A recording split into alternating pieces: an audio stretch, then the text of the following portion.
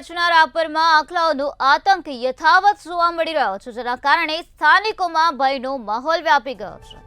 આખલાએ વેપારી અગ્રણીને અડફેટે લીધા, જેના કારણે તેઓનું મૃત્યુ થઈ ગયું છે।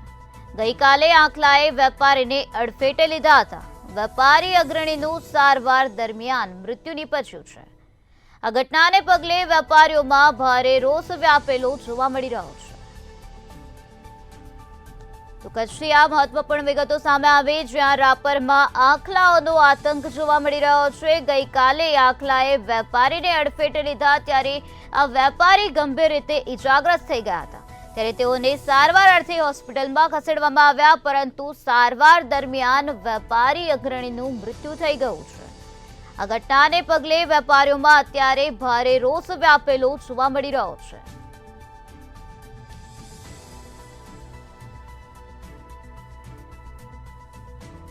ગતરોજનો આ બનાવ સામે આવ્યો, જ્યાં આખલાએ વેપારીને અડફેટે લીધા। વેપારીને ગંભીર ઈજાઓ પહોંચી, ત્યારે તેઓને સારવાર અર્થે હોસ્પિટલમાં લઈ જવામાં આવ્યા। ત્યાં સારવાર દરમિયાન વેપારીનું મૃત્યુ થઈ ગયું છે। ત્યારે આ બનાવને લઈને વેપારીઓમાં ભારે રોષ વ્યાપેલો જોવા મળી રહ્યો છે। તો આ જ મુદ્દે વધુ માહિતી આપવા માટે આપણી સાથે સંવાદદાતા મહેન્દ્ર જોડાઈ ગયા છે। જી મહેન્દ્ર, કચ્છના રાપરમાં આખલાઓનું આતંક જોવા મળ્યો। આખલાએ વેપારીને અડફેટે લીધા, જેના કારણે વેપારીનું મૃત્યુ નિપજ્યું। શું છે વધુ માહિતી?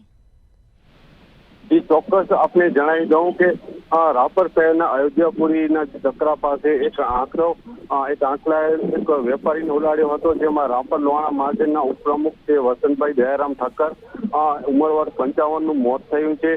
તો જે રીતના વેપારીનું મોત થતા ક્યાંક ને ક્યાંક વેપારી આલમમાં પણ ભારે શોક ફેલાયો છે। હાલ છેલ્લા એક અઠવાડિયામાં રાપરમાં આંખલાઓનો આતંક છે તે જોવા મળી રહ્યો છે, અને આજે વધુ એક આંખલાનો ભોગ છે તે વેપારી અગ્રણી બન્યા છે। જી મહેન્દ્ર, સમગ્ર માહિતી આપવા બદલ આભાર।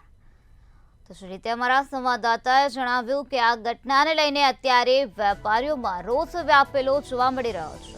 આખલાના કારણે વેપારીને જીવ ગુમાવવાનો વારો આવ્યો છે।